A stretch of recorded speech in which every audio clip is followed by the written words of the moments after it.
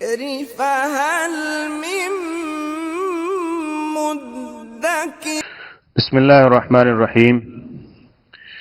وَإِن كَانُوا، اور اگرچہ من قبل ان ينزل علیہم، اس سے پہلے کہ جب ان پہ نازل کی جاتی، من قبل ہی اس سے پہلے لمبلسین، البتہ وہ نا امید تھے۔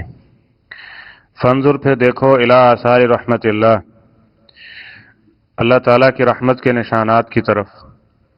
کیف یحیی الارض بعد موتها، کس طرح وہ زمین کو اس کے بنجر یا مردہ ہونے کے بعد زندہ کرتا ہے۔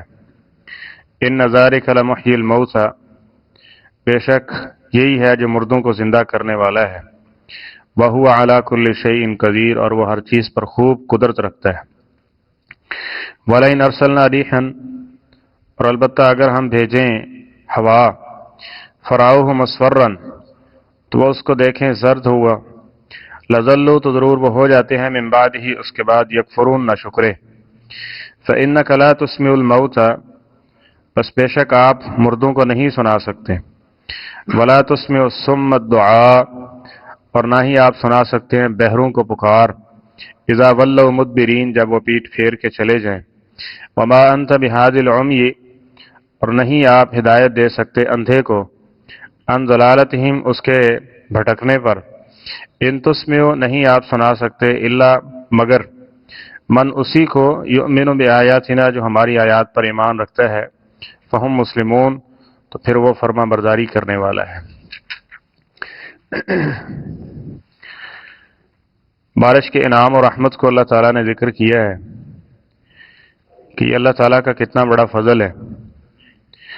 فرمایا وَإِن كَانُوا مِن قَبْلِ أَن يُنَزَّلَ عَلَيْهِم مِّن قَبْلِهِ لَمُبْلِسِينَ، بارش نہ ہونے کی وجہ سے یہ مختلف قسم کی قحطوں کا شکار ہوتے ہیں اور سمجھتے ہیں کہ بس اب جو ہم نے اس پہ خرچہ کیا یا دیگر معاملات، یہ سارے کے سارے ضائع ہو جائیں گے۔ پھر اللہ تعالیٰ فرماتے ہیں ہم بارش کی بوندیں برساتے ہیں۔ فانظر الی آثار رحمت اللہ، پھر اللہ کی رحمت کے آثار دیکھو، نشانیاں دیکھو، نشانات دیکھو کہ کس طرح اس کے ذریعے جس کھیتی سے یہ نا امید ہو چکا تھا، دوبارہ سے ہم اس کو زندہ کر دیتے۔ کیف یحیی الارض بعد موتها، کس طرح اس نے اس زمین کو جو بنجر ہو چکی تھی، مردہ ہو چکی تھی، اس کو زندہ کر دیا۔ یعنی یہ زمین پھل دیتی ہے، غلہ اناج دیتی ہے، اس کو بھی زندگی بخشتا کون ہے؟ وہ اللہ کی ذات۔ اس میں صلاحیت کس نے رکھی ہے؟ وہ اللہ کی۔ کتنی زمینیں ایسی ہیں جو بنجر ہیں، جہاں پہ دانہ پھینکنا، دانے کو ضائع کرنا ہے، لیکن کتنی زمینیں ایسی ہیں جن کے بارے میں کہا جاتا ہے سونا اگلتی ہیں یہ۔ تو یہ سونا اگلنے کی صلاحیت بھی کس نے رکھی ہے؟ وہ اللہ تعالیٰ کی ذات نے رکھی ہے۔ ٹھیک ہے، تو اس لیے اس کے مان کے اوپر تو یہ ہے جی اللہ تعالیٰ کی ذات کا انکار کر دینا، چیز انتہائی ایسی چیز ہے جو انسان کو دنیا آخرت میں گمراہی اور ضلالت کی طرف لے کے جاتی ہے۔ تو فرمایا ان ذالک لمحیی الموتى، یہ باتیں ذکر کی، نشانیاں، عبرتیں، اور اس کے بعد ساتھ میں نصیحت آموز بات ذکر کی کہ دیکھو جس طرح اللہ تعالیٰ اس زمین کو زندہ کر سکتا ہے نا، مردوں کو بھی زندہ کرنے والا وہی ہے۔ کہتے تھے مردوں کو من یحیی العظام وہی رمیم، ان ہڈیوں کو کون زندہ کرے گا؟ فرمایا دیکھ لو بنجر زمینیں اللہ تعالیٰ جس طرح ان کو آباد کر رہا ہے، اور کچھ اس کے لیے مشکل نہیں ہے، اس طرح مردوں کو اٹھانا بھی اس کے لیے مشکل نہیں ہے۔ وَهُوَ عَلَى كُلِّ شَيْءٍ قدیر، اور وہ ہر چیز پر خوب قدرت رکھنے والا ہے۔ وَلَئِنْ أَرْسَلْنَا رِيحًا فَرَأَوْهُ مُصْفَرًّا لَظَلُّوا مِن بَعْدِهِ يَكْفُرُونَ، اور اگر ہم ہوا بھیج دیں اور ان کی کھیتی زرد پڑ چکی ہو، زرد پڑنے کا مطلب یہ ہے کہ کھیتی پکنے کے بالکل تیار ہو چکی ہے، پکنے کے قریب ہے، اور وہ یہ سمجھتا ہے کہ اب تو کسی چیز کی، یعنی اب پانی لگانے کی، بارش کی، کسی چیز کی کوئی ضرورت نہیں ہے، اب کیا کرتا ہے؟ لَظَلُّوا مِن بَعْدِهِ يَكْفُرُونَ، اس کے بعد اس اللہ کو بھول جاتا ہے جس نے دیا۔ پھر اس کا جو فرضی عشر تھا، زکوٰۃ جس کو کہتے ہیں، وہ بھی نکال دیا، یعنی ختم کر دیا، وہ بھی نہیں دیا۔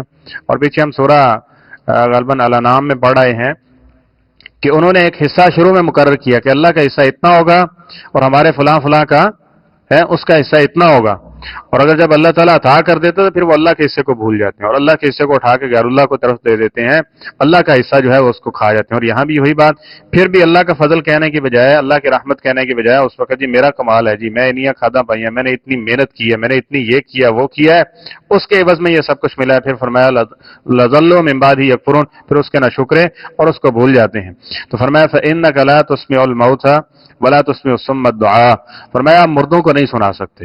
مردوں کو اگر سیاق و سباق کو دیکھیں گے تو اس سے وہ مردے مراد ہیں کہ جو زندہ ہیں لیکن وہ توجہ نہیں کرتے، تو ان کو آپ نہیں سنا سکتے۔ تو ایک آدمی جس کے پاس یہ صلاحیت ہی ختم ہو چکی ہے، وہ اس دنیا سے یہ ساری صلاحیتیں اس سے اللہ نے چھین لی ہیں، وہ مردہ ہو گیا ہے، تو اس کو کون کیسے سنا سکتا ہے بھائی؟ فرمایا فَإِنَّكَ لَا تُسْمِعُ الْمَوْتَى، کہ ایک جو زندہ ہے لیکن وہ توجہ نہیں کرتا اور توجہ سے نہیں سنتا، غور نہیں کرتا، آپ اس کو نہیں سنا سکتے۔ اور جو شخص فوت ہو چکا ہے اس کو کیسے سنا سکتے ہیں؟ تو بالاولا وہ نہیں سن سکتا۔ اور دوسری بات کہ انسان کو سماعت، یہ سننا، یہ فائدہ دیتا ہے، ٹھیک ہے؟ اس لیے کفار مکہ روکا کرتے تھے نا محمد صلی اللہ علیہ وسلم سے قرآن نہیں سننا، بہک جاؤ گے، بھٹک جاؤ گے۔ قرآن پاک سننا اور اچھی بات سننا، یہ اللہ نے کان رکھے ہیں نا، ان کا بھی ایک کام ہے۔ اچھی چیز سنیں گے ایک دفعہ، دو دفعہ، چار دفعہ، 5 دفعہ، بسا اوقات ایک ہی بات بار بار سننے کے بعد پھر مرحلہ آتا ہے کہ انسان اس عمل کی طرف آتا ہے۔ تو سننے کی طرف جو کانوں کو بند کر لے گا تو پھر وہ ہدایت کہاں سے سنے گا؟ پھر اچھی بات اس کو کہاں سے ملے گی؟ اور پھر عملی زندگی میں کیسے اس کی تبدیلی آئے گی؟ اس لیے اچھی بات کو سننا، اس لیے نبی کریم صلی اللہ علیہ وسلم نے فضیلت بیان کی نا جمعے کی، کہ تم نے بڑے غور سے، بڑے توجہ سے سننا، حتیٰ کہ تم نے کوئی شرارت کر رہا ہے تو اس کو، کوئی بات کر رہا ہے تو اس کو آپ چپ بھی نہیں کروا سکتے، نیچے کوئی تنکا پڑا ہے تو اس کے ساتھ بھی نہیں کھیل سکتے، بڑی توجہ کے ساتھ سنو تاکہ تم پر وہ کیا ہو، اثر ہو۔ اور پھر جو بات توجہ سے سنتے ہیں تو کچھ نہ کچھ دل و دماغ میں رہتی ہے، اور جب توجہ سے نہیں سنیں گے تو پھر وہ کیا ہوتا ہے؟ انسنی بات۔ بس اوقات بندہ ساتھ بیٹھا ہوتا ہے، کیا بات ہوئی ہے جی؟ کوئی پتہ نہیں۔ اور بس اوقات ایسے بھی ہوتا ہے جب توجہ نہ ہو تو امام صاحب نے کون سی سورت پڑھی ہے نماز کے اندر، تو بس اوقات اس کا بھی علم نہیں ہوتا کہ کون سی سورت پڑھی ہے اس میں۔ وہ کیا ہوتا ہے؟ عدم توجہ کی بنیاد پہ وہ فائدہ نہیں ہوتا۔ جب توجہ سے سنیں گے تو تب جا کے فائدہ ہوگا۔ اور عدم توجہ کا یہ دیکھ لیں، نبی علیہ السلام کو کہا جا رہا ہے کہ اگر آپ بھی سنانے والے ہو نا تو تب بھی فائدہ نہیں ہوگا جب تک یہ بندہ خود اپنے ساتھ مخلص ہو کے پوری توجہ کے ساتھ نہیں سنیں گے۔ اس لیے فرمایا اذا قرئ القرآن فاستمعوا له وانصتوا لعلكم ترحمون، خاموشی کے ساتھ پوری توجہ سے سنو تاکہ تم پہ رحم کیا جائے۔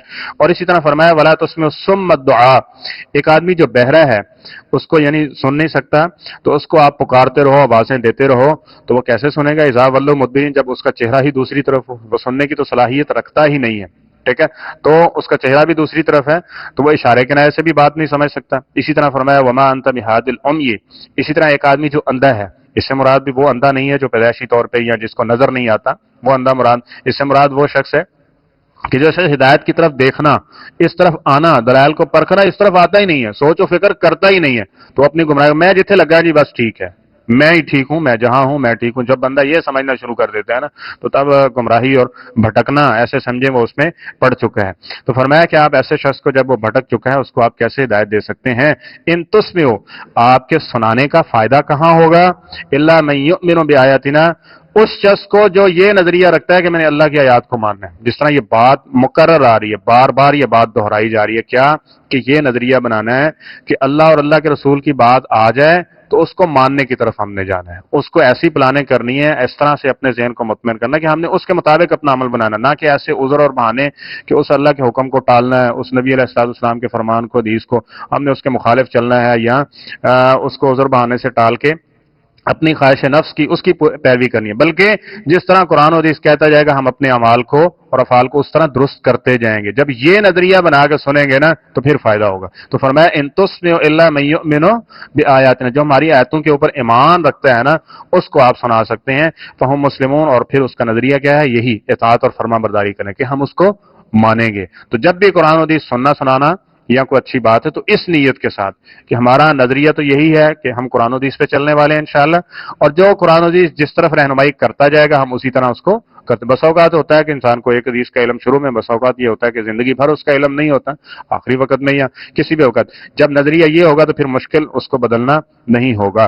تو اللہ کریم ہمیں قرآن و سنت کا فہم اور صحیح معنوں میں اس کو سننے اور اس کی جو فیوز و برکات ہیں اللہ تعالیٰ وہ ہم سب کو وہ ساری نصیب فرمائے۔ صدق اللہ العظیم۔